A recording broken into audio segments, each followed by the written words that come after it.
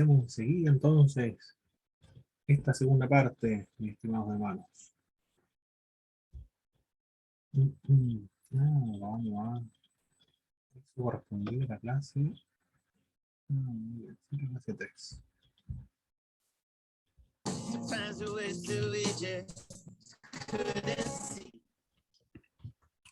Describa el estado que nos presenta el profeta Isaías de Judá y de Jerusalén. ¿Cuál es la situación en la cual se encontraba?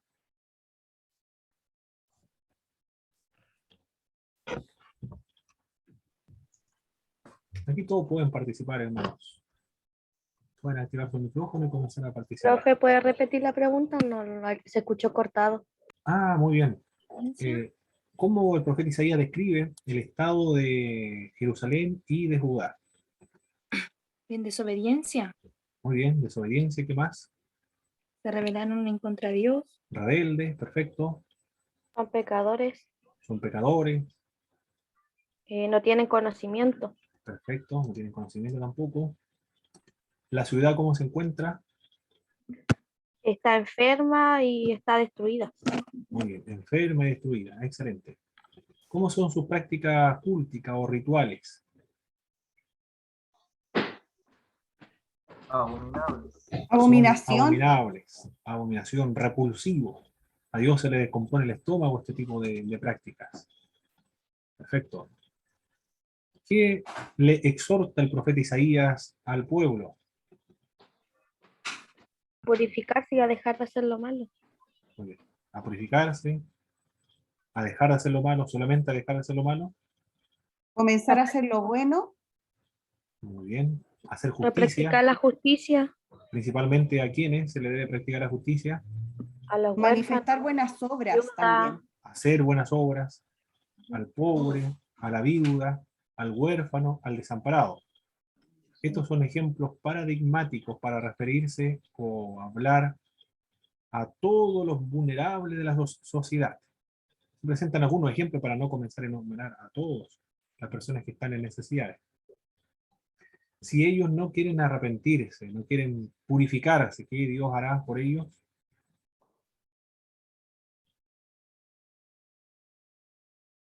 Dios los purifica. Dios lo va a purificar por medio de juicios. Dios va a emplear el juicio para purificar a su pueblo. Excelente. Y después los jueces serán restaurados, la ciudad será rescatada por juicios, pero será exaltada. Muy bien, subimos. Eso, hasta ahí quedamos, ¿eh? Y ahora vamos a seguir trabajando con la siguiente parte que quedaba pendiente. La distinción, hermano, entre oficio profético, don profético y también ministerio profético. ¿Cuál es la diferencia entre oficio, don y ministerio?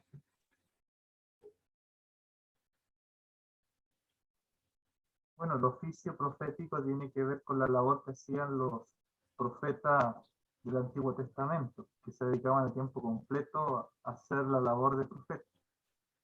El don de Perfecto. profecía es el profeta del Nuevo Testamento que Dios le ha dado el don de profecía, y luego el ministerio profético es en sí la labor que hace todo, debería hacer todo cristiano, de llevar la palabra Excelente. evangelística principalmente.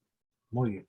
No tiene el título de profeta, pero ejerce el ministerio profético. Toda persona que abre la Biblia para hablar de Dios está ejerciendo el ministerio profético. O se hace evangelismo, discipulado, consejería, por ejemplo, los colegas se le pueden acercar para pedirle algún consejo espiritual, porque está en necesidad espiritual el colega. Si uno le comienza a hablar acerca del evangelio de la fe cristiana, está ejerciendo el ministerio profético. Perfecto. Debe quedar muy claro esa distinción, ¿eh? Ministerio, oficio y el don profético, que está en el Nuevo Testamento vigente. Excelente. Entonces sigamos avanzando en la clase en la cual nosotros habíamos quedado aquí y habíamos quedado. Otra vez.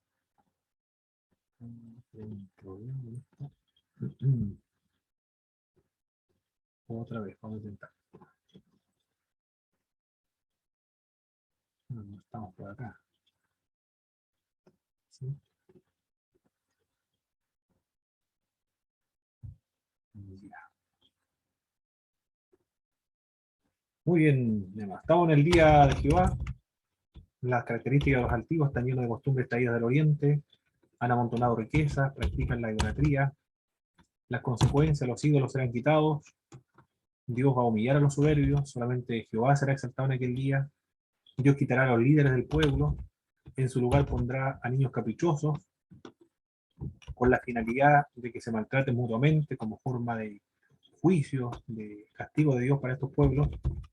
La causa porque se rebelaron contra la gloria de Dios son similares a Sodoma y Gomorra, y porque el pueblo oprime al pueblo de Dios. No le hacen justicia al huérfano, a la viuda, a los desamparados. En la siguiente parte, el día de Jehová todavía, habíamos comentado que vendrá sobre los altivos, sobre el pueblo en general, pero ahora ya se limita a describir la situación que le ocurrirá a las mujeres, la altivez de las mujeres judías, del capítulo 13, el verso 16. Nos dice esta sección de la escritura: orgullosa pasan contorneándose con sus pulseras tinteñantes los tobillos, con ojos lascivos que recorren la multitud para atraerse la mirada de los hombres, dice la nueva versión de la Biblia al día. La nueva Biblia al día. Bueno, la Reina Valera más o menos algo similar lo comenta. Les quitará a las mujeres todo adorno. Ya, hasta el verso, del verso 18 hasta el capítulo 4 en el verso 1. Ya, vamos a ver esta parte del verso 18. Por cuanto las hijas de Sión se ensoberbecen y andan con cuello erguido, con ojos desvergonzados, cuando andan van danzando y haciendo son con los pies. Por tanto el Señor raerá la cabeza de las hijas de Sión, y Jehová descubrirá sus vergüenzas. Aquel día quitará el Señor el atavío del calzado, las redecillas, las lunetas, los collares, los pendientes, los brazaletes, las cofias, los atavíos de las piernas, los partidores de pelo, los pomitos de olor y los zarcillos, los anillos, los joyeles de las narices, las ropas de gala, los mantoncillos, los velos, las bolsas, los espejos del lino fino, las gasas, y los tocados. Uy, cualquier cantidad de elementos tenían las mujeres de Israel en esa época, principalmente en las altivas. Yo creo que está hablando aquí, se está dirigiendo a las mujeres de la aristocracia, porque una persona que trabaja en el campo no creo que te ande con tantas cosas que te está listando acá el profeta Isaías. Y en lugar de perfumes aromáticos vendrán hediondez y cuerdas en lugar de cinturón, y cabeza rapada en lugar de la compostura del cabello, en lugar de ropa de gala, ceñimiento de silicio, que es una vestimenta que es áspera, en lugar de ropa de ceñimiento de silicio y quemaduras en vez de hermosura. Nos está describiendo en este pasaje el profeta Isaías la forma en que ellas van a ser llevadas al cautiverio. Sí, se está dirigiendo acá a Judá y a Jerusalén, está apuntando al cautiverio babilónico. Así se guiarán los babilonios, las mujeres altivas de Judá y de Jerusalén. Debe ser muy traumatizante para ellas, algo realmente tedioso, no sé, la palabra a utilizar, muy, muy desagradable, porque en lugar de olor, una persona que está acostumbrada a buenos perfumes y todos estos elementos en los cuales ellas se adornaban, vendrá pudrición, hediondez, se le rapará la cabeza, eh, andarán, ¿qué más dice? Quemadura en vez de hermosura, se le quitarán los calzados. Está hablando de una persona que va a andar por el desierto a pleno sol, eh, como lo hacían los asirios, le ponían argolla aquí en la nariz o los labios y de esa manera se la llevaban. O las orejas también se la llevaban de ese modo para la cautividad. Eso es lo que ocurrirá con las mujeres altivas de Judá y de Jerusalén en el día de Jehová. Los resultados de la purificación. ¿Cuáles son los resultados de esta purificación que Dios va a realizar? Porque ellos no quisieron arrepentirse. en el capítulo 4, verso 2 al verso 4. Vamos a dar lectura. Hermana Francisca, por favor, si me escucha. No, si está buena la señal por allá. Capítulo 4, verso 2 al verso 4. O, entonces vamos a dar la oportunidad a hermana Belén, por favor, hermana Belén. Verso 2 y al verso 4 del capítulo 4. 4, capítulo 4, verso. 2 al 4, por favor, hermana Belén. En aquel tiempo el renuevo de Jehová será para hermosura y gloria, y el fruto de la tierra para grandeza y honra, a los sobrevivientes de Israel. Y acontecerá que el que quedare en Sión y el que fuere dejado en Jerusalén será llamado santo, todos los que en Jerusalén estén registrados entre los vivientes. Cuando el Señor lave las inmundicias de las hijas de Sión y limpie la sangre de Jerusalén del medio de ella con espíritu de juicio y con espíritu de devastación.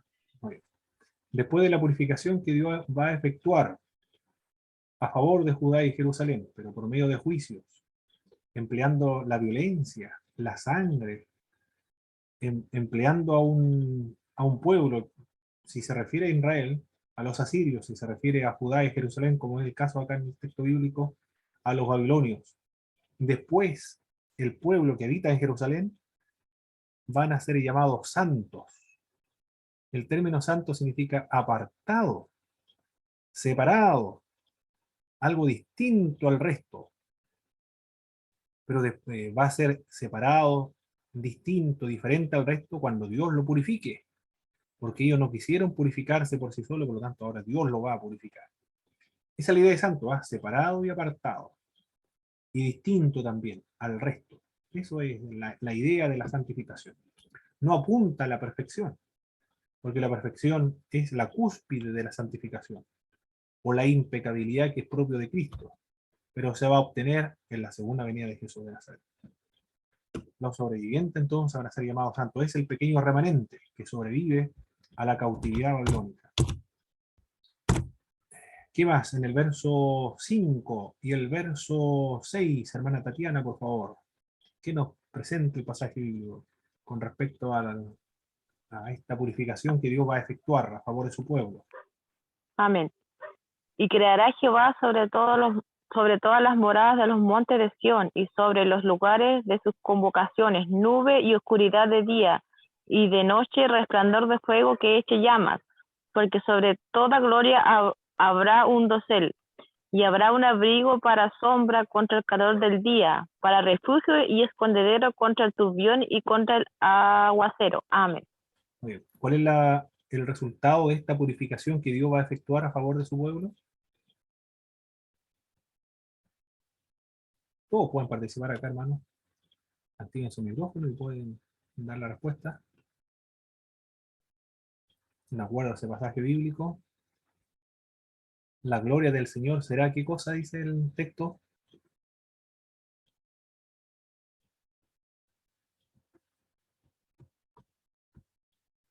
Que lo que nos menciona será un dosel, Reina Valera 1960, o un toldo, una tienda de campaña, para que los proteja de día y en las noches también les sirva de protección. ¿Cuál es la idea que se le viene a la mente cuando el Señor le promete esto? Serán un toldo, una carpa de protección, para que los proteja de los calores del sol en el día y los proteja también del frío en la noche. ¿Cuál es la imagen que se le viene a la mente o que le recuerda a usted? La tormenta en el desierto. O el peregrinaje en el desierto, cuando ellos fueron sacados de la esclavitud de Egipto, rumbo a la tierra de Canaán, la columna de fuego y la nube de protección frente a los rayos del sol. Dios, después que lo haya purificado, le va a enseñar a depender de Él nuevamente, así como le enseñó a depender a los israelitas cuando salieron de la esclavitud de Egipto. Esta imagen del desierto una y otra vez se va a aludir o se va a mencionar para hablar de la dependencia que el pueblo de Dios debe tener delante de Dios. El otro profeta como Osea dice que llevaré al desierto para que aprenda a depender de mí nuevamente. Cuando le daba el maná, le daba el agua, los protegía la noche, y en el día también, por medio de esta columna de nube y columna de fuego. Bien, será un dosel. Cuando se vayan al cautiverio, cuando sean transportados a Babilonia, Dios irá con ellos con un dosel, no los abandonará, no los dejará, sino que irá con ellos también en la cautividad. Así Dios purifica a su pueblo. Eso es lo que profetiza. Aquí está profetizando el profeta Isaías, está prediciendo el profeta Isaías. Pero como respuesta al mensaje que él estaba transmitiendo, porque ellos no quisieron arrepentirse. Entonces Dios los purifica a la fuerza, empleando la violencia. En el capítulo 5, en el verso 1 al verso 7, se presenta la viña. La viña se describe, se menciona, fue protegida, cuidada, podada por Dios, cercada por Dios. Esperaba Dios que diera fruto, uvas, pero sin embargo dio uvas silvestres. ¿Qué va a acontecer con la viña? Le va a quitar toda su protección, toda su cobertura, porque produjo frutos silvestres. Y luego menciona la interpretación en el verso 7. Ciertamente la viña de Jehová de los ejércitos es la casa de Israel. Y los hombres de Judá planta deliciosa suya. Esperaba juicio y aquí vileza, justicia, y aquí clamor. La metáfora, la parábola que está empleando el profeta Isaías es que, así como ocurrió con esta viña, que no dio frutos de justicia, puesto que adoptaron las prácticas idolátricas y corruptas y pecadoras y el estilo de vida de las otras naciones, Dios le va a quitar la cobertura. Y se lo va a entregar a los enemigos, a Israel del norte, a los asirios, a Judá, a los babilonios. Y luego en el capítulo 5 todavía, verso 8 al 30, hay una serie de lamentaciones. Hay lamentaciones sobre los que acumulan propiedades, en el verso 8. Hermana Nicole, por favor, en el verso 8. ¿Qué nos dice el profeta en ese verso? Verso 8. Dice, hay de los que juntan casa a casa y añaden heredad a heredad hasta ocuparlo todo. ¿Habitaréis vosotros solos en medio de la tierra? Muy bien. Es irónico el profeta cuando habla acerca de de acumular propiedades. ¿Viviréis solos? ¿Acaso ustedes acá en la tierra? Muy bien. Sobre los que acumulan propiedades, hay series también en el verso 11 y el verso 12, hermana Marjorie, por favor. ¿Sobre quién más vendrá lamentaciones? Hay de los que se levantan de mañana para seguir la embriaguez, que se están hasta la noche hasta que el vino los enciende. Y en sus banquetes hay arpas, vihuelas, tamboriles, flautas y vino, y no miran la obra de Jehová ni consideran la obra de sus manos. Muy bien. Sobre los ebrios entonces vendrá una serie de lamentaciones para ellos, porque no van a poder nuevamente estar disfrutando de los frutos de la vid, o en las fiestas de las cosechas, puesto que vendrán los invasores y arrasarán con todas las cosechas, y todo lo que la uva produce se lo llevarán los babilonios o los asirios. Hay una serie de lamentaciones también sobre ¿quién más? En el verso 18, hermano David Ruiz, por favor. Verso 18. Hay de los que traen la iniquidad con cuerdas de vanidad y el pecado como con coyundas de carreta. Muy bien. ¿Sobre quiénes vendrán entonces? ¿Vendrán esta serie de lamentaciones y de ayes?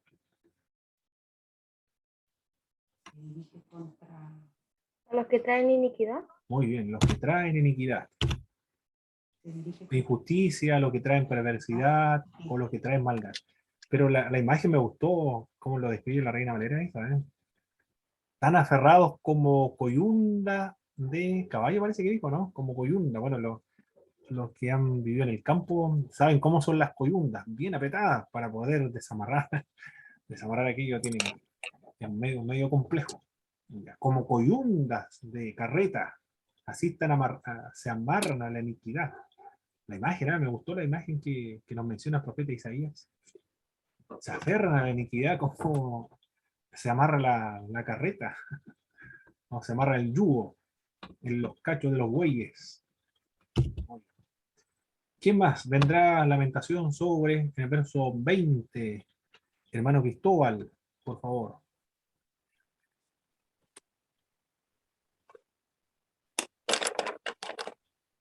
Estamos en el capítulo 5, hermanos. Ahora el verso 20. ¿Sobre quién más vendrá una lamentación?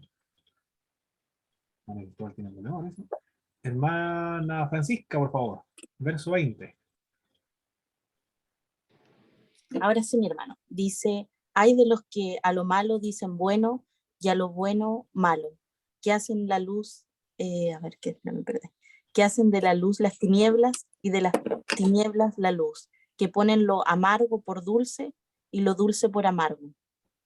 Muy bien, vendrá un juicio también entonces sobre quiénes. Sobre lo que lo malo dicen bueno. Sobre a lo malo le dicen bueno y a lo bueno le dicen malo. Vendrá una serie de lamentaciones para ellos también. Perfecto. Pero ¿cómo se llamarían esas personas? No sé qué término aplicarle, hermano Gabriel. ¿Qué término podríamos aplicarle, hermanos, a estas personas que a lo bueno le dicen malo y a lo malo le dicen bueno? ¿Desobediente? Bueno, desobediente, no sé. ¿Qué otro término podríamos aplicarle? Vamos a buscar un hermano Gabriel. Debe existir alguna palabra para describir a estas personas que los buenos le dicen malo y los malos le dicen bueno. Que han trastocado la ley, no sé, han alterado la ley, no sé. Pero debe haber alguna palabra. Hermano Pablo, ¿me Sí, escucha? hermano Gervasio, sí, perfecto. Claro. Sí, yo creo que más que ponerle un nombre a la persona, yo creo que hay que ver si la profecía igual se aplica, desconozco si la profecía se aplica a los tiempos finales, a lo que estamos viviendo ahora, pero yo creo que más es como un tipo de sociedad o un tipo de pensamiento, más que el hombre en sí. Entonces, obviamente, si la profecía se está aplicando hoy en día a nuestros tiempos y en ese entonces a los tiempos que sucedieron ahí, es como un pensamiento colectivo. Exactamente, sí, como las ideas son muy permeables. Se difunde rápidamente sobre las personas, sobre los medios masivos de comunicación, sobre los libros antiguamente y ahora ya por medio de los más medios, o por medio de los medios masivos de comunicación. Una forma de pensamiento de las sociedades, perfecto. El verso 21, hermano, mi pastor Marcos, por favor, verso 21. ¿Sobre quién más viene una serie de lamentaciones y ayes? Verso 21 dice, hay de los sabios en sus propios ojos y de los que son prudentes delante de sí mismos. Muy claro, ¿eh? Sobre los que se consideran sabios y se creen inteligentes. Amén. Estos tiene un nombre, esto sí tiene un nombre, los fanfarrones parece que se le denomina. Personas que hacen grandes hazañas. Los chantas. Así, hermano Gabriela, está más, mejor el término. Claro que sí. No, sí. Yo he conocido maestros realmente que se publicitan a sí mismos, pero después no dejan bien hechas su trabajo. Se consideran sabios e inteligentes en sí mismos. Los valientes, también los valientes para mezclar los licores, los que se vanaglorian de cuánto licor pueden resistir. En Estados Unidos parece que se hacen estas competencias de quién puede beber más. No sé, aquí en Chile, en algún lugar donde se hagan competencias para ver quién es el primero que se cura o termina inconsciente por tanto licor. Pero sobre todos ellos viene y sobre los corruptos en el verso 23. Todas estas personas lamentarán el día del Señor o el juicio de Dios sobre su propio pueblo. Por esto a esta hora se le conoce como la hora extraña, porque va contra su propio pueblo. sobre los corruptos en el verso 23. En el capítulo 6, verso del 1 al verso 13, vamos a darle lectura. Hermano Gabriel, por favor, vamos a dar lectura a esa porción estamos en el capítulo 6, del verso 1 al verso 5, hermano Gabriel. Y después la hermana Belén del verso 6 hasta el 13, por favor. Yo era del 1 al 6. Correcto. A ver, dice así. El año de la muerte del rey Usías vi al Señor excelso y sublime sentado en un trono. Las orlas de su manto llenaban el templo. Por encima de él había serafines, cada uno de los cuales tenía 6 alas. Una con 2 de ellas se cubrían el rostro, y con 2 se cubrían los pies, y con 2 volaban. Y se decían el uno al otro: Santo, santo, santo es el Señor Todopoderoso. Toda la tierra está llena de su gloria.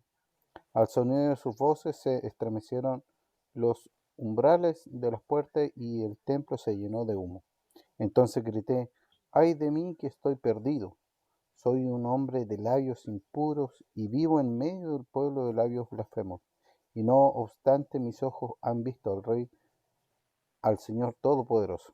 En este momento voló hacia mí uno de los serafines, traía en la mano una brasa que con unas tenazas había tomado del altar. Esta es la NBI. Hermana Belén, por favor. Hasta ¿Cuál verso, hermana? hasta el 13, por favor, hermana. Del verso 7 al 13. Ya. Y tocando con él sobre mi boca, dijo: He aquí que esto tocó tus labios, y has quitado tu culpa y limpio tu pecado. Después oí la voz del Señor que decía: ¿a quién enviaré y quién irá por nosotros? Entonces respondí yo: heme aquí, envíame a mí. Y dijo: anda y di a este pueblo, oíd bien y no entendáis, ved por cierto, mas no comprendáis. Engruesa el corazón de este pueblo y agrava sus oídos y cierra sus ojos, para que no vea con sus ojos, ni oiga con sus oídos, ni su corazón entienda, ni se convierta y haya para él sanidad. Y yo dije: ¿hasta cuándo, Señor? Y respondió él: hasta que las ciudades estén asoladas y sin morador, y no haya hombre en las casas, y la tierra esté hecha un desierto, hasta que Jehová haya echado lejos a los hombres y multiplicado los lugares abandonados en medio de la tierra. Y si quedare aún en ella la 10ª parte, ésta volverá a ser destruida. Pero como el roble y la encina, que al ser cortados aún queda el tronco, así será el tronco la simiente santa. Muchas gracias, hermano Gabriel. Isaías, aquí tenemos el llamamiento del profeta a este oficio profético. No lo menciona en el capítulo 1 el llamamiento, sino en el capítulo 6. No sé la razón por la cual está ordenado de ese modo, pero así quedó en las Sagradas Escrituras. Pero este es el momento en que el profeta Isaías es llamado a este ministerio en los días en que murió el rey Usías. Según la tradición judía, el profeta Isaías era pariente del rey Usías. Eran primos. Por lo tanto, aquí estamos ante la muerte de su familiar, de su primo. Pero no solamente era su primo, era el rey, y no cualquier rey, sino un rey muy importante que llevó a cabo grandes reformas en el pueblo de Dios. Reformó la agricultura, así de importante fue, porque cavó pozo en el desierto para poder regar las cosechas. Reorganizó el ejército, implementó nuevas armas también. Y como reorganizó el ejército, pudo establecer nuevas armas, pudieron conquistar nuevos territorios, recuperar territorios que anteriormente habían sido perdidos en campañas bélicas anteriores. Prosperó económicamente el país durante la época de este rey. Algunos dicen que emplearon estos armamentos que tiraban flechas múltiples, hacían dar vuelta a algo y estas flechas salían disparadas como balas simultáneas. Yo no sé si existirán esos tipos de flechas o no, esas armas, pero eso es lo que en un momento escuché. No lo he leído en ninguna parte, pero eso fue lo que escuché. Pero era un rey muy importante que prosperó el país durante esa época. Está preocupado el profeta Isaías porque su primo murió. El rey importante de Israel ha fallecido. Pero tuvo una visión, y en esta visión se muestra el verdadero rey. Y aquí se dan cuenta que el rey auténtico, verdadero, el verdadero rey de Israel no está muerto, sino que está completamente vivo. Es el rey, es el Dios vivo que se le manifiesta. Y lo ve. ¿De qué manera? Lo ve sentado. Y no, ¿sí? ¿Alguien está haciendo una pregunta? ¿No? ¿No? Está sentado sobre un trono. Está sentado sobre un trono. ¿Cuál es la idea que implica el hecho de estar sentado? Todo está bajo su control. La seguridad que le da el profeta Isaías a esta visión. Ve a Dios sentado, eso indica que todo está bajo el control de Dios. No hay nada que quede sin controlar para el Señor. El imperio que está sometiendo a las otras naciones y que también peligra al pueblo de Judá, que caiga sobre el imperio de los asirios, representa un trono, se simboliza estos gobiernos, estos reyes, estos emperadores como tronos. Ve el profeta Isaías a otro que está sentado sobre un trono mucho más alto que los otros tronos. Es decir, hay alguien que está gobernando sobre el imperio de los asirios, de los babilonios, de los egipcios, de cualquier otra nación. Por lo tanto, esta visión le está dando seguridad al profeta Isaías, para que no tenga ningún temor de ir a profetizar, porque hay alguien que está gobernando sobre todas las cosas y tiene todo bajo control. Pero no solamente el trono es alto, sino que el trono es sublime. Es decir, el que está sentado ahí no es un hombre, no es un ser humano, es el eterno, el soberano, el creador de todas las cosas, Dios mismo, el infinito que está en todas partes y el mundo está dentro de él. ¿Qué seguridad más grande puede tener estos profetas? Todos los profetas tuvieron unas experiencias similares con Dios, para que no hubiera ninguna duda de que Dios los llamaba. Y cuando viniera la prueba, la oposición, ellos pudieran perseverar en el mensaje y no dudaran, no tuvieran incertidumbre de que Dios lo había llamado a este ministerio profético. La convicción profunda, pero esta convicción profunda es gracias a la experiencia, a esta visión que tuvieron con Dios. Un tono alto y sublime. Se ven los serafines que están exaltando un atributo muy importante de Dios. Algunos señalan que es el atributo más importante de Dios. Yo no sé si será así o no, será el atributo más importante de Dios, pero se le da un énfasis importante a través de todas las Sagradas Escrituras, que es la santidad de Dios. El mensaje clave del libro Levítico: santo seréis porque yo, Jehová, vuestro Dios, santo soy. Y los serafines repiten una y otra vez: santo, santo, santo es Jehová, Dios del universo, llena hasta la tierra de su gloria. Están exaltando ese atributo de Dios. Se exalta la santidad de Dios para contrastarlo con la condición en la cual se encuentra el pueblo. No está apartado, ni separado, ni diferente a las otras naciones. Por lo tanto, ellos deben comportarse del mismo modo como es su Dios al cual lo ha llamado a su servicio. Deben comportarse como santos. Y Isaías se da cuenta de quién, ante quién está él, frente en esta visión. Y después señala que toda la tierra está llena de su gloria. Los creyentes pueden ver la gloria de Dios, otros no lo pueden percibir. Al ver esta experiencia sublime, extraordinaria, y al verse reflejado frente a la santidad de Dios, se siente el pecador, claro que sí. Solamente uno se siente pecador cuando se puede mirar al espejo reflejado frente a la santidad de Dios. Solamente ahí se puede sentir pecador. Y se siente indigno porque dice: yo soy un hombre inmundo de labios. ¿Cómo puede ser esto posible, inmundo de labios? ¿A qué podría referirse, hermanos? ¿Creen ustedes? Inmundo de labios, tenía los labios inmundos. ¿A qué podría apuntar esa idea de labios inmundos?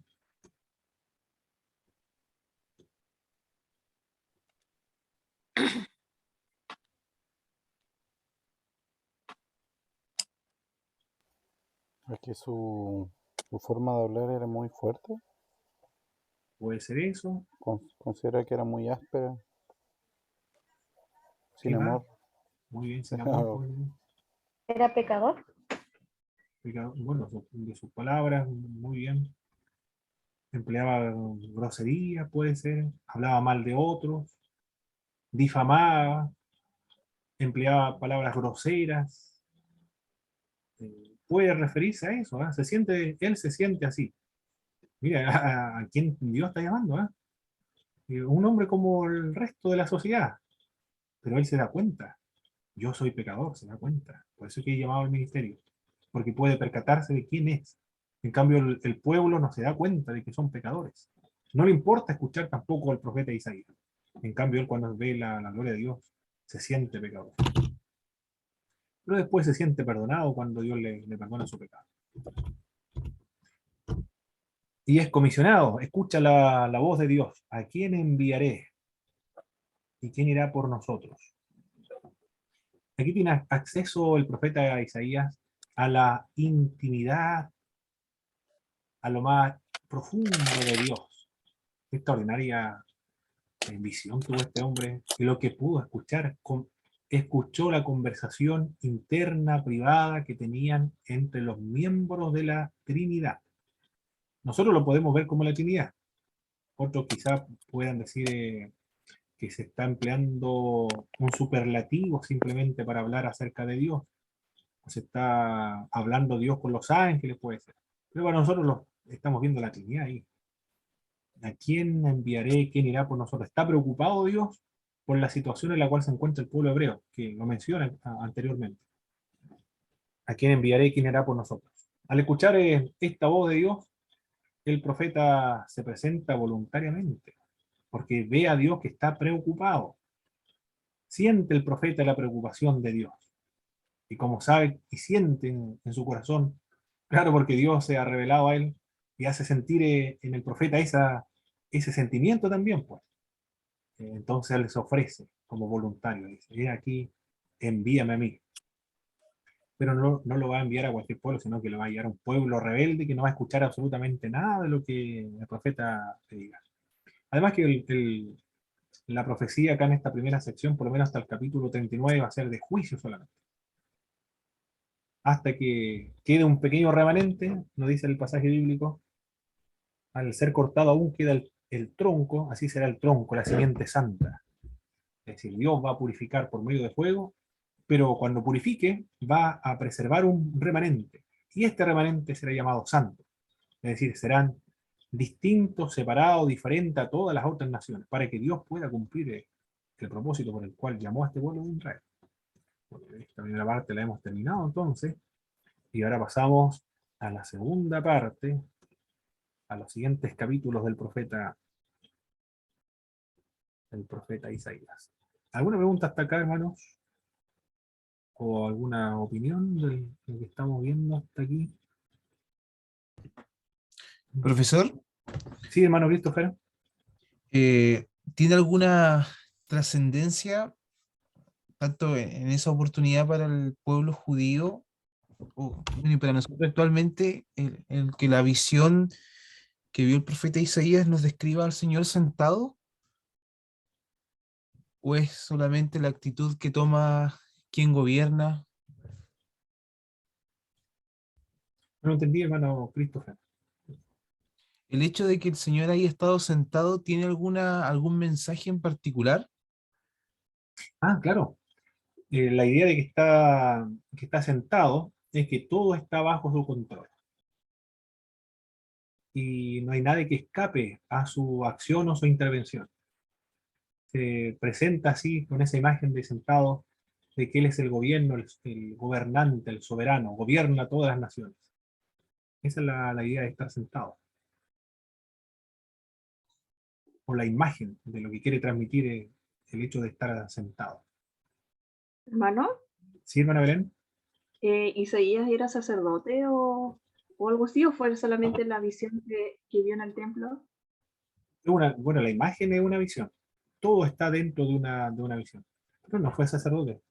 Además, dice acá en el año que murió el rey Usías, vi al Señor sentado sobre un trono alto y sublime, su falda llenaba en el templo. Pero este templo está dentro de la visión del profeta Isaías, ¿no? Que él fue a un templo y ahí en el templo vio esta visión. sino que el templo está dentro de la visión de este profeta. Ah, ya. Muy bien. En este capítulo terminamos entonces la primera parte. La primera parte era la descripción del estado de Judá y de Jerusalén, después el llamamiento del profeta Isaías, capítulo 6. En el capítulo 7 hasta el capítulo 12, la sección que trabaja es la guerra siro-efraínita. El contexto ahora, de los capítulos 7 al 12, es la guerra siro-efraimita. Efraimita o efraimita, no importa, lo van a encontrar de ambas formas. ¿En qué consiste esta guerra de siro-efraimita? Ahí voy a tratar de hacer un mapa aquí, voy a ver si me resulta, si lo puedo hacer. Esto parece que para dibujar. A ver, aquí tenemos el mar Mediterráneo, entonces. Aquí está el río Tigre, el río Éufrates. Ya, somos ahí, por ahí va el río Tigre, el río Éufrates. Acá está el mar de Galilea, el río Jordán. Y acá está el mar Muerto, este es el mar Muerto. Por aquí van a estar los asirios. Tenemos los asirios. Muy bien. Ahí están los asirios. Acá está Siria. Bien, ahí tenemos a Siria. Acá se encuentra Israel. Por acá abajo está Judá. Ya, aquí tenemos un mapa. El imperio que está procurando su expansión territorial son los asirios. Y los asirios quieren... A ver, esta parte de aquí. Los asirios quieren tomar control y dominar sobre toda esta región que se conoce como la fértil Media Luna y llegar hasta Egipto para controlar todo este sector, que es muy importante, muy estratégico también.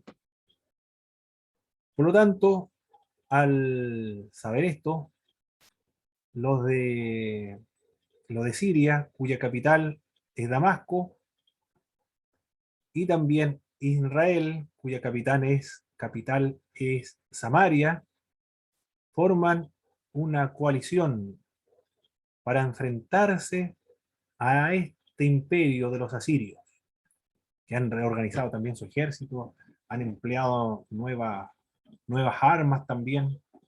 Se encuentra en la situación para poder controlar toda aquella región. Le van a decir a Judá que se una para poder hacer frente al avance de los asirios. En esta época estaba Acaz. Y Judá se niega de enfrentarse frente a los asirios. Y como se niega a enfrentarse a los sirios, yo siempre me confundí antes con los sirios con los asirios, pero los sirios y los israelitas van a enfrentarse y van a pretender invadir Judá, porque se negó a luchar contra los asirios. Judá, para defenderse, le va a pedir a los asirios, va a contratar a los asirios para que le vengan en su ayuda. Los asirios, aunque lo contraten o no lo contraten, igual van a ir porque ellos quieren conquistar todo ese territorio. Van a arrasar con Siria, con Israel y con Judá, pero ahora, como Judá se ha sometido y pide ayuda, se va a convertir en tributario, entonces por lo menos va a sobrevivir y no va a continuar su avance. En esto consiste la guerra siro-efraimita, o siro-efraimita, que se conoce en esta época. Es el contexto de esta parte y de toda esta sección de la escritura. Claro, están preocupados porque sus hermanos del norte, juntamente con los sirios, formaron una alianza y quieren invadir ahora este territorio. En eso consiste entonces esta guerra siro-efraimita. En el capítulo 7, verso del 1 al 13, describe esta porción de la siguiente manera. Aconteció en los días de Acaz, hijo de Jotam, hijo de Usías, rey de Judá, que Resín, rey de Siria, aquí presenta el nombre del rey de Siria, y Peca, hijo de Remalías, rey de Israel, se menciona el rey de los israelitas ahora, subieron contra Jerusalén para combatirla, pero no la pudieron tomar. ¿Por qué subieron contra Jerusalén? Porque había negado unirse contra los asirios. Y vino la nueva a la casa de David diciendo: Siria se ha confederado con Efraín, y se le estremeció el corazón y el corazón de su pueblo, como se estremecen los árboles del monte a causa del viento. Entonces dijo Jehová a Isaías: sal ahora al encuentro de Acaz. Ya tenemos el nombre del rey de Judá. Tú y sea Jasub, tu hijo, al extremo del acueducto del estanque de arriba, en el camino de la heredad de la voz. Y dile: guarde, repósate, no temas, ni se turbe tu corazón a causa de estos dos cabos de Tizón. ¿A quiénes se refiere estos cabos de Tizón? Se refiere al rey de Siria y al rey de Israel. Para Dios lo está viendo como cabos de tizón, es decir, como tizones que ya están humeando. Ya se ha consumido totalmente. El combustible se ha quemado. Y lo único que está quedando ahora es un carbón que está humeando, pero pronto se va a apagar. Por lo tanto, para Dios, como ve lo anticipado, ve el futuro, Siria e Israel ya son destruidos para él, porque los asirios ya han venido a destruirlos. Por eso le dice el profeta Isaías acá que no tengan miedo de estas personas, son cabos humeantes solamente. ¿Qué más? Ha acordado maligno consejo contra el sirio, con Efraín. El Efraín es otro término para referirse a Israel del norte. Israel se le denomina Israel o Efraín. La capital es Samaria. Dos nombres para referirse a un mismo país del norte, Israel del norte, para diferenciarlo de Judá del sur. Y con el hijo de Remalía diciendo: vamos contra Judá y aterroricémosla y repartámosla entre nosotros y pongamos en medio de ella por rey al hijo de Tabel. Por tanto, Jehová el Señor dice así: no subsistirá ni será, porque la cabeza de Siria es Damasco. En Damasco es la capital de Siria. Resín, y dentro de 65 años Efraín será quebrantado hasta dejar de ser pueblo. Aquí lo está profetizando Isaías, apuntando al 722. Dejará de ser pueblo, dejará de ser nación. La cabeza de Efraín es Samaria, Samaria es la capital del reino del norte. Y la cabeza de Samaria el hijo de Remalías. Si vosotros no creyereis, de cierto no permaneceréis. Habló también Jehová al rey Acaz, al rey de Judá, diciendo: pide para ti señal de Jehová tu Dios, demandándola ya sea de abajo, de lo profundo, o de arriba, de lo alto. Y el rey Acaz responde. Y responde Acaz: no pediré y no tentaré a Jehová. ¿Cuál será la razón, hermanos, por la cual el rey Acaz no quiso pedir señal? Él dice: no pediré señal ni tentaré a Jehová. Por temor al poder de Jehová. Muy bien, puede ser. A ver, ¿quién más tiene otra opinión? ¿Por qué Acaz no quiere pedir señal? Dice: no pediré señal, aunque Dios se lo está dando, le dice: pide señal. Ni tentaré a Jehová. ¿Por confianza? ¿Por confianza o desconfianza? No escuché bien, hermano Mariano. Confianza, Por confianza. confianza. Ah, ya, no necesitaba señal porque sabía que Dios ya lo iba a liberar. Muy bien, puede ser. ¿Doctor Marcos? Porque había hecho alianza con Asiria. Ah, muy bien. Por ahí va ahí está la respuesta, ¿eh?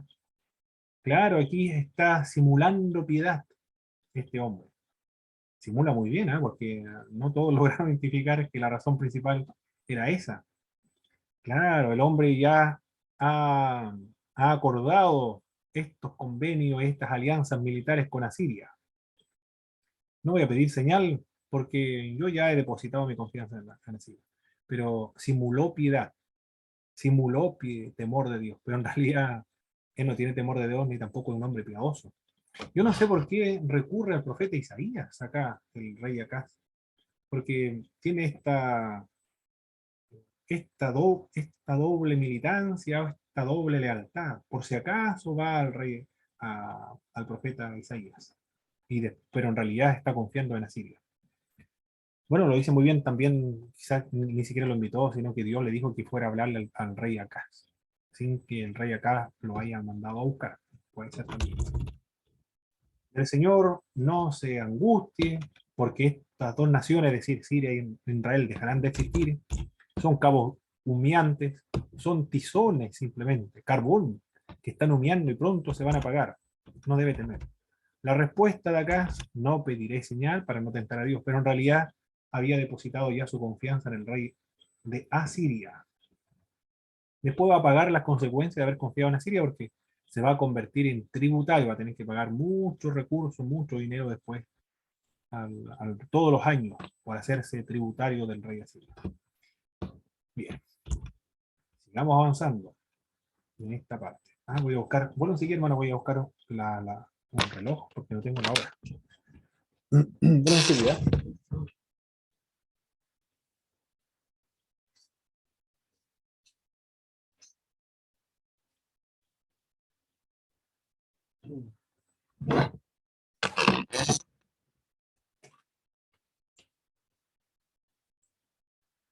Los hijos de Isaías, ahora en el capítulo 8, nos encontramos en el capítulo 8.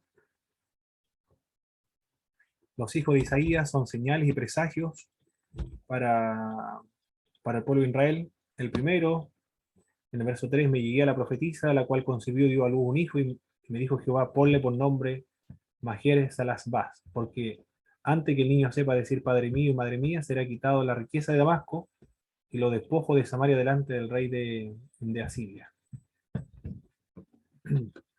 Los hijos del profeta Isaías sirven como presagio entonces, o como señales, como símbolos, para anunciar lo que va a ocurrir prontamente en su época, es decir, la destrucción del reino del norte y también de Siria. Damasco y Samaria serán destruidos antes de que el niño aprenda a hablar, lo dice el verso 4 hasta el verso 10. El Señor, bueno, solamente a él se le debe honrar, lo dice el verso 11 al verso 18, le recuerda al rey Acaz. Él había confiado en la potencia del rey Asiria. Ahora le está diciendo que solamente Dios es digno de confianza. En el capítulo 9, verso del 1 al verso 7, que es lo que nos dice esta sección. Más no habrá siempre oscuridad para los que ahora están en angustia, tal como la aflicción que vino en tiempo de que ligeramente tocaron la primera vez a la tierra de Zabulón y la tierra de Neftalí. Pues al fin llenará la gloria del camino del mar de aquel lado del Jordán en Galilea de los gentiles. El pueblo que andaba en tiniebla vio gran luz, los que moraban en tierra de sombra de muerte, luz le resplandeció sobre ellos. Se mencionan a las tribus de Zabulón y se mencionan también a las tribus de Neftalí. Bueno, la imagen aquí. Aquí estaba, vamos a hacer el mapa otra vez. Ahí está la fértil media luna, el río Tira, el río Éufrates. Ahí está el mar de Galilea. Ahí está. El río Jordán. Ahí está el mar Muerto. Zabulón y Neftalí se encuentran por estas partes acá. Estas son las partes. Cuando llegan los asirios, las primeras tierras en caer son las tierras de Zabulón y de Neftalí. Ahí.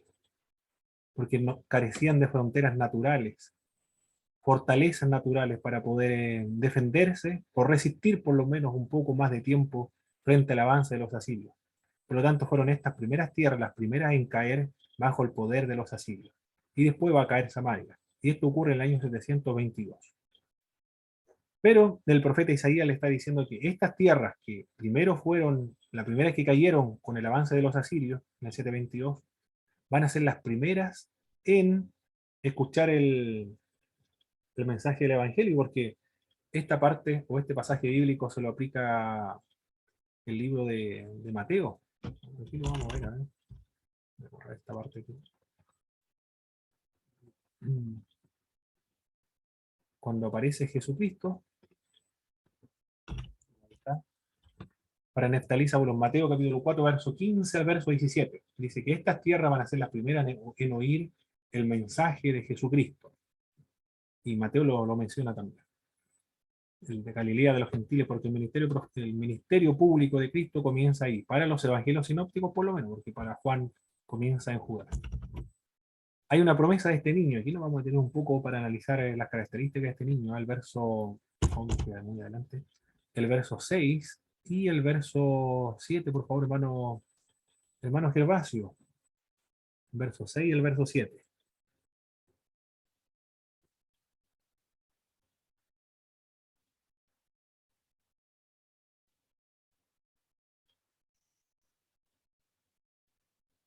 Y Isaías 7.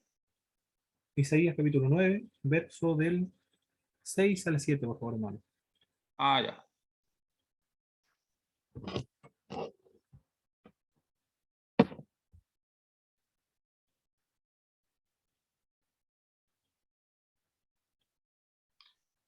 Que un niño nos es nacido, hijo nos es dado, y el principado sobre su hombro, y se llamará su nombre admirable, consejero, Dios fuerte, Padre eterno, príncipe de paz. Lo dilatado de su imperio y la paz no tendrán límite.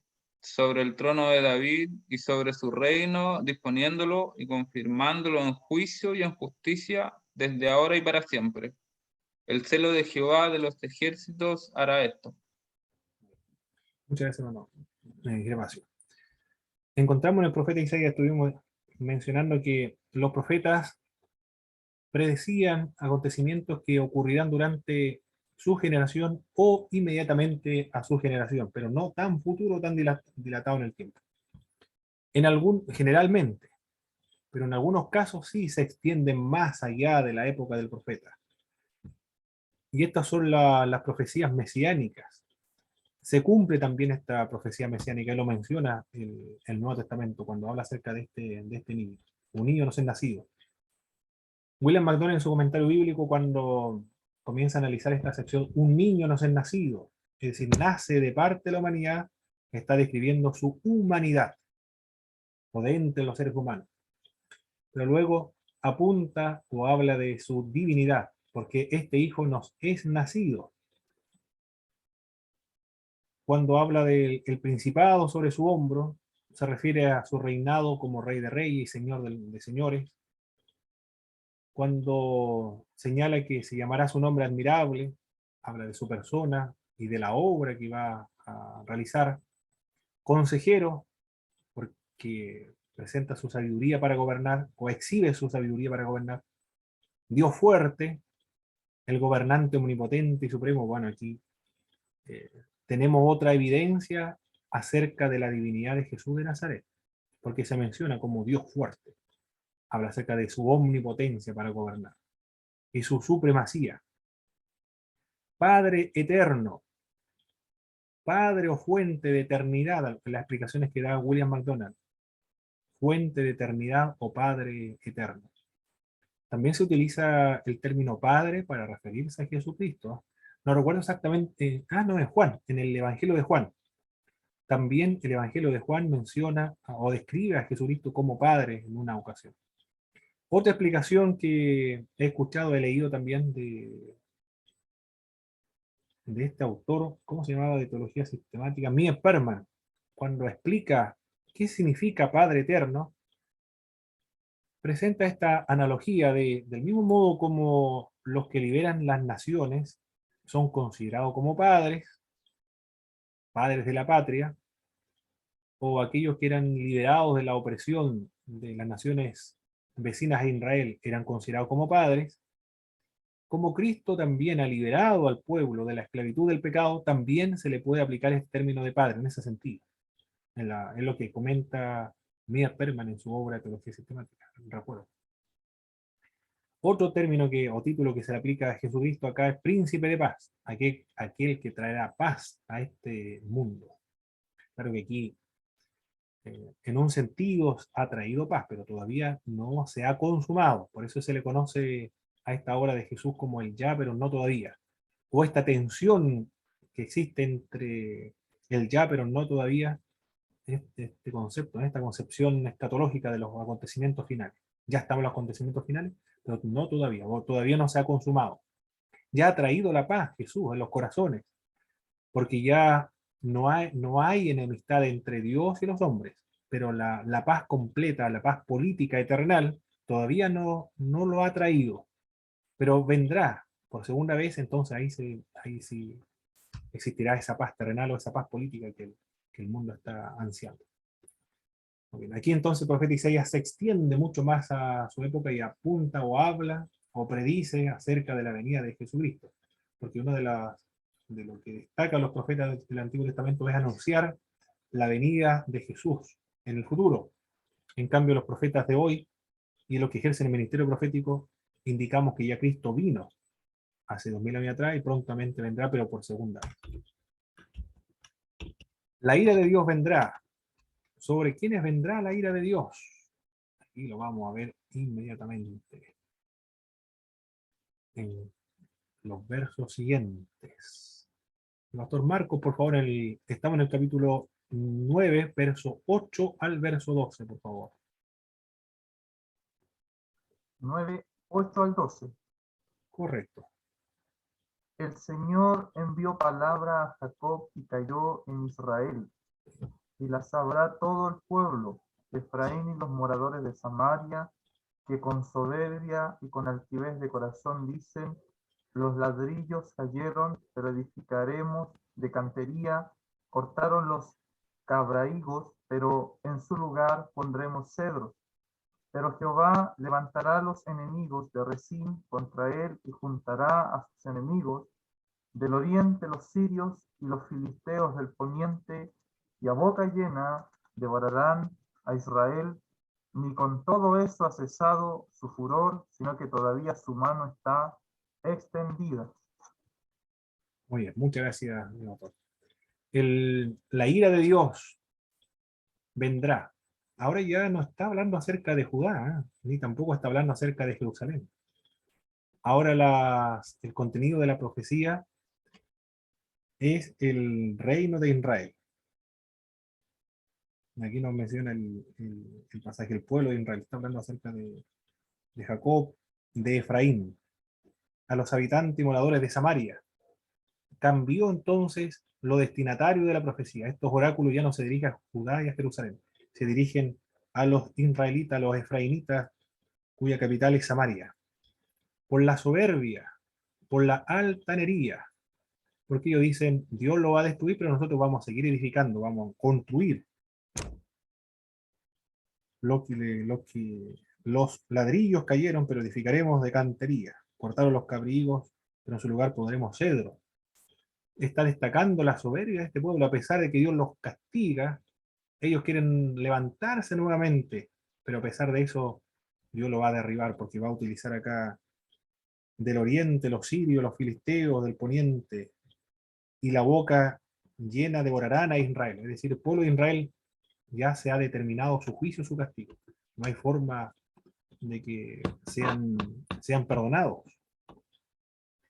En el verso 3 al verso 14, hermana Francisca, por favor.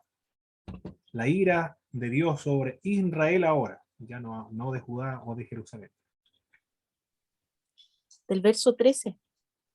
Al 15, por favor, hermana Francisca. Ya dice: pero el pueblo no se convirtió al que lo castigaba, ni buscó a Jehová de los ejércitos. Y Jehová cortará de Israel cabeza y cola, rama y caña en un mismo día. El anciano y venerable de rostro es la cabeza, el profeta que enseña mentira, porque los gobernadores de este pueblo son engañadores y sus gobernadores se pierden. Perfecto. ¿Hasta el 15 era, no? Sí, muchas gracias, hermana Francisca. Leí un poquito más, disculpe. Muy bien. La ira de Dios se revela sobre Israel por la soberbia, por la altanería de los israelitas. Bueno, Efraín siempre se caracterizó históricamente desde la época de los jueces, de esa arrogancia. Y ahora, ¿qué más motiva el origen de la ira de Dios? Que no se convirtieron en el Señor, nos dice el texto bíblico. No buscaron a Jehová de los ejércitos. pero Dios destruirá a los gobernantes y también a los profetas.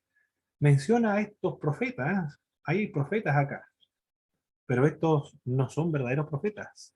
Estos son los que se graduaron de las escuelas de profetas. Son los profetas asalariados, profetas de la corte, profetas que han sido acreditados por el Estado de Israel. Están autorizados para profetizar en Israel. Son funcionarios públicos, son funcionarios de gobierno. El rey quiere realizar alguna acción, le pregunta a los profetas, y los profetas que van a responder conforme a los caprichos del rey. Esos son los profetas asalariados. Por lo tanto, el término de profeta no solamente alude a los verdaderos profetas, como Isaías, Jeremías, Ezequiel. El término profeta es a funcionarios de gobierno, personas que simulaban estar en trance incluso, y que decían que el Espíritu de Dios le hablaba. Podían estar incluso en éxtasis. Y la escuela de profetas le enseñaban aquellos procedimientos de cómo entrar en inspiración y en trance para poder profetizar. Pero eran falsos profetas porque el Estado les pagaba. Y como el Estado les pagaba, ellos querían profetizar algo que el Estado quería oír, o el rey quería oír. Estos son los falsos profetas. Y acá el texto dice que la ira de Dios viene sobre esta gente también, sobre los falsos profetas, porque no se quisieron convertir. Porque los profetas de ellos son falsos y no le están invitando a la conversión. Por la negligencia de los líderes vendrá la ira de Dios. Lo menciona el verso 16 al verso 21. Vendrá la ira de Dios también por las leyes injustas que están dictando en el verso capítulo 10, verso del 1 al verso 4. Hermano Gabriel, por favor. Estamos en el capítulo 10 ahora, verso del 1 y verso 4. Del 1 al 4 dice así. Hay de los que emiten inicuos, edictos opresivos, privan de su derecho a los pobres y no le hacen justicia a los oprimidos de mi pueblo, hacen de las viudas su presa y saquean a los huérfanos. ¿Qué van a hacer cuando deban rendir cuentas? Cuando llegue desde lejos la tormenta, ¿a quién acudirán en busca de ayuda? ¿En dónde dejarán sus riquezas? ¿No les quedará más remedio que humillarse entre los cautivos o morir entre los masacrados? A pesar de todo esto, la ira de Dios no se ha aplacado, su mano aún sigue extendida. Muy bien. Por dictar leyes injustas, y ahí comienza a indicar en qué consisten estas leyes injustas. No están haciendo justicia a los pobres, a los afligidos, a las viudas, a los huérfanos, los que son o que gozan de especial protección en la ley de Moisés. Ellos son los principales entonces que no están haciendo justicia por dictar leyes injustas. ¿Usted en nuestro país, hermanos, conoce algún ejemplo de alguna ley injusta que se ha dictado en nuestro país o no recuerda si hay alguna ley injusta que tenga memoria usted? No sé, no recuerdo si hay algún ejemplo de una ley injusta acá. Quizá alguien que haya sido perjudicada con esa ley, quizás lo podría mencionar, pero no recuerdo. No sé si alguien tiene algún antecedente de leyes injustas. Ya, ¿qué más? Sigamos avanzando. El instrumento de castigo que va a utilizar el Señor van a ser los asirios. Pero a su vez, los asirios serán castigados. En el verso 5 le dice: oh Asiria, vara y báculo de mi furor. En su mano he puesto mi ira, le mandaré contra una nación pérfida, y sobre el pueblo de mi ira le enviaré, para que quite despojos y arrebate presa y ponga para ser hollado como lodo de las calles. El instrumento de justicia o de castigo que Dios va a utilizar para hacer los asirios. Pero a su vez, los asirios serán castigados. La razón por la cual van a ser castigados, lo menciona el verso 12 y el verso 13, por la soberbia, que lo voy a mencionar. Voy a volver atrás aquí. Por la soberbia del verso 12 al verso 13, hermana Belén, por favor. El verso 15, el verso 16, la hermana Tatiana.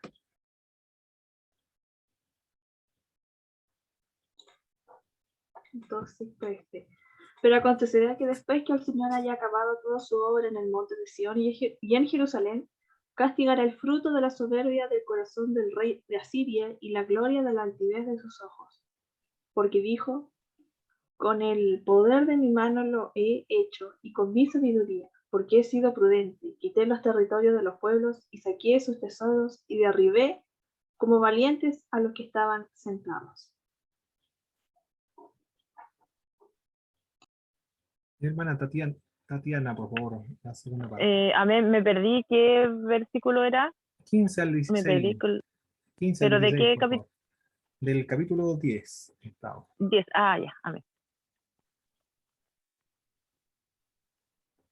Se gloriará el hacha contra el que se gloriará el hacha contra el que con ella corta, se ensorbecerá la sierra contra el que la mueve, como si el báculo levantase al que lo levanta, como si levantase la vara al que no es de leño. Por esto el Señor Jehová de los ejércitos enviará debilidad sobre sus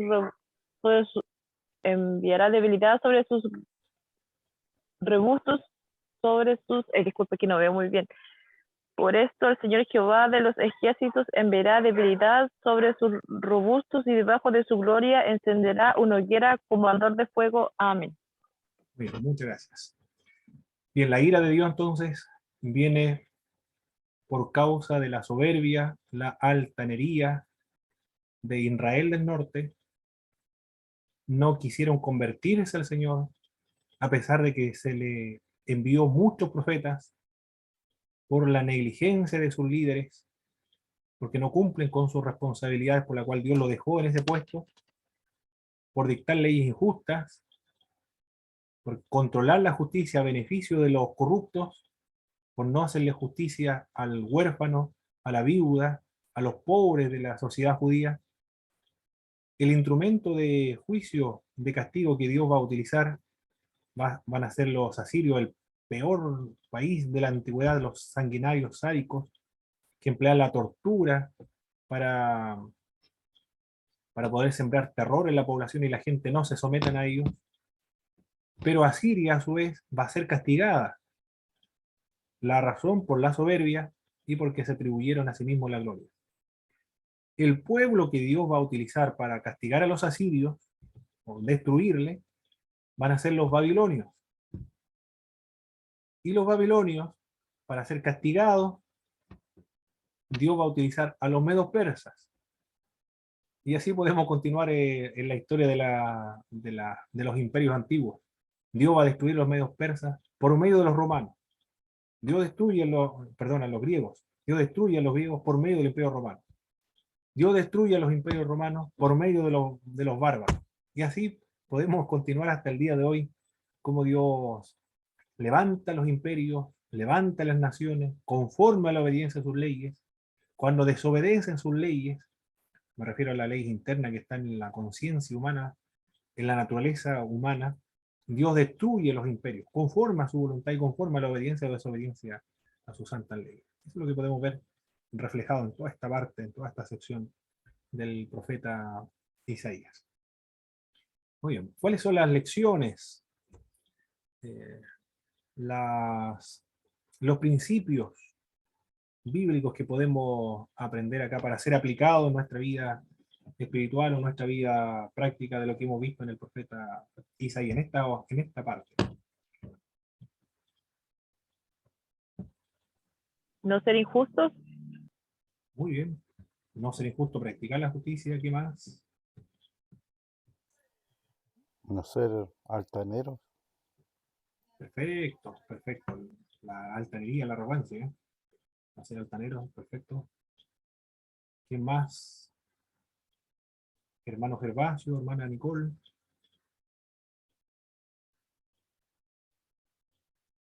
¿Qué otra lección? Ser obedientes y como decía usted, igual no pecar de no tener conocimiento, o sea, poder aprender más de la palabra para poder tener conocimiento de ella. Perfecto. Para regular nuestra conducta conforme a la palabra de Dios. Recuerde que las Sagradas Escrituras tienen la finalidad de que nosotros reproduzcamos la imagen de Jesucristo en nosotros. Esa es la finalidad. Ser transformado a la imagen de Cristo. Ser transformado de acuerdo al modelo de Dios. Muy bien, ¿qué más? Doctor Marcos. Bueno, desechar, por ejemplo, una falsa piedad, escondiendo a la vez una maligna intención. Sí, fuerte eso lo que hizo acá, Estaba simulando la piedad, muy bien. Claro que sí. Oh, increíble. Simulando la piedad. Simulando el ser piadoso. ¿Qué más, hermano Christopher?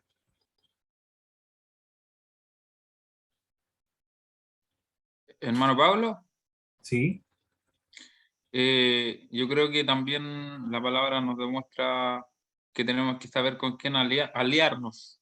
O sea, Excelente. elegir muy bien nuestras amistades, a quien le tenemos por confianza. Muy bien, excelente. Muy bien, hermano Gervasio. Hermano Christopher. Profesor, bueno, dentro de los textos que leíamos, son grandes las lecciones y numerosas, pero la mayor parte de ellas es la severidad de Dios ante el pecado. Fue lo que más me llama la atención. Y la lección para nosotros actualmente como creyentes es que debemos servir a Dios fielmente. Porque recibimos el bien de Dios, pero también si servimos de manera errónea, estamos expuestos a también experimentar el castigo divino para reformarnos. Esa es la lección principal de estos pasajes, profesor. Son complejos, pero la lección creo que puede ser esa, por lo menos para mí. Muy bien. Ver la gravedad del pecado, Claro, la gravedad del pecado. Los asirios van a hacer lo que van a castigar al pueblo de Israel. Los asirios desollaban vivo a la gente. Hijito, por favor, apaga eso, por favor, hijito. Desollaban vivo a las personas y a las mujeres que estaban embarazadas le abrían el vientre, arrancaban la criatura, lo tiraban contra las paredes, lo tiraban al aire y lo clavaban en el aire con su espada o con sus lanzas. Esa gente va a utilizar Dios. Pero es la consecuencia del pecado del pueblo, la gravedad del pecado. Muy bien. Perfecto. Hermana Tatiana y Francisca, para concluir.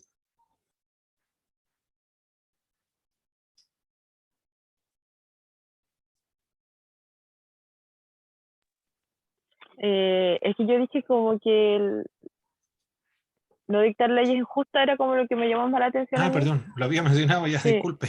Ajá, Hermana sí. Francisca. Para mí las enseñanzas de Isaías me recuerdan a lo que a uno le ocurre en la vida personal. Por ejemplo, él fue llamado como profeta en esos tiempos donde su primo falleció. Muchas veces nosotros mismos en momentos de dificultad Dios nos manda a trabajar en la iglesia o trabajar en ámbitos espirituales, en aconsejar, en ir a visitar hermanos. Entonces eso no se ha perdido, pues. Es algo que permanece en nosotros como enseñanza.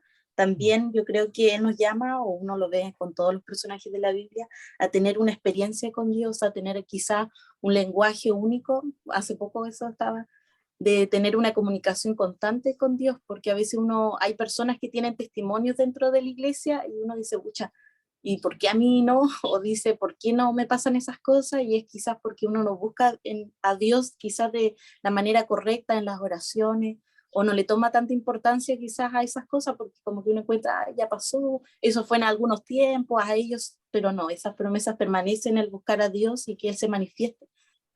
Puede ser por sueño, por un instrumento de un hermano, o como antes también se mencionaba a los profetas. Hoy en día quizás es escaso ver en las iglesias a los profetas, pero yo fui muy afortunada porque en mi iglesia en Pichipeyuco teníamos 2 profetas, un hombre y una mujer, y la verdad que fuimos muy, bueno, ambos que se fueron como en la misma tiempo, y la verdad fuimos bendecidos mucho, si bien lo que usted mencionaba, que a veces hay hermanos que se asustaban a ir al culto porque decían, ay, ya empezó el hermano, porque empezaba con danzas, a hablar en lengua, hasta llegar hacia adelante del púlpito. Y todos como, ay, no, ¿a quién le va a tocar?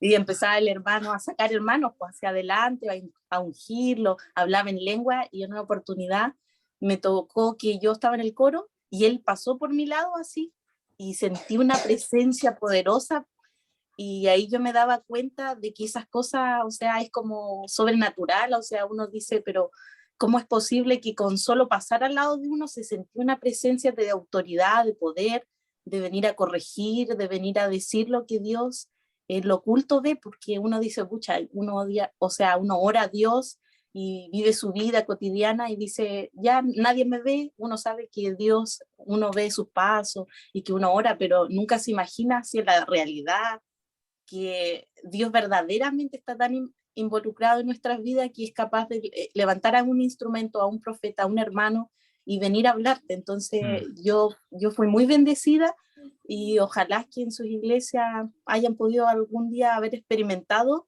el tener hermanos profetas dentro de la iglesia, si bien es difícil, o sea, a nosotros nos pasaba que hablar con el hermano uno se sentía como, pucha, es que el hermano es como tan espiritual, era como una persona tan especial porque estaba lleno de la gracia de Dios. Entonces el hermano, a él no le costaba mucho alabar a Dios, no, él era como que al tiro en una oración hablaba en lengua, y era un hermano ejemplar, y uno lo admiraba, y yo fui muy bendecida, aprendí mucho, y ojalá que esas cosas no se pierdan en nuestras congregaciones, porque a veces, bueno, con el tema de la actualidad, la formalidad de los cultos, uno a veces pierde eso porque es desorden, pero las cosas de Dios nunca, y de parte de Dios permitía todo, porque recuerdo que mi pastor también le preocupaban los órdenes de los cultos, y cuando se levantaba el profeta, era como que Dios permitía que las alabanzas se demoraran más los hermanos en buscar la alabanza, los hermanos les costaba más entrar al tiro con la batería, entonces sí o sí tenían que guardar silencio cuando el profeta estaba hablando. Yo lo encontraba muy lindo y fue una linda experiencia, pero los hermanos se asustaban, a veces visitas también, porque no entendían lo que estaba pasando, pero fuimos muy bendecidos. Así que eso quería compartir. Muy bien, muchas gracias, hermana Francisca. Muy bien, mis estimados hermanos. Vamos a concluir entonces esta clase. La próxima semana nos reunimos nuevamente a esta misma hora con la ayuda del Señor. Vamos a concluir con una oración a nuestro Dios. Nos va a dirigir hermana Belén, por favor, nos dirigen una oración para concluir la clase. Amén. Señor, maravilloso es tu nombre, Dios mío. Te agradecemos porque una vez más podemos estar reunidos, Señor, junto con nuestros hermanos de diferentes lugares para poder aprender de tu palabra, Dios mío. Gracias, Señor, porque tú a través de ella nos muestras tu justicia, Dios, que tú eres un Dios justo, Dios mío, que tú tienes soberanía sobre las naciones, Señor. Tú eres el Rey, Dios mío, y tú eres quien manda, Señor, en la historia. Te damos gracias, Señor, y en esta hora te pedimos que tú guardes esta palabra en nuestros corazones, que nos alientes cada día, que nos ayudes a ser como tú, Señor. Ayúdanos a obrar justicia, Señor, en nuestra sociedad, en nuestros prójimos, Dios mío. En esta hora te pido por cada uno de nuestros hermanos que está aquí reunido, Señor, dale la fuerza para poder continuar, para poder seguir estudiando, Dios mío. En esta hora te pido todo en el nombre de Jesús. Amén. Muy bien, hermanos. Muchas gracias, hermana Belén. Bendiciones, nos vemos la próxima semana con la ayuda del Señor. Que descansen, tengan buenas noches.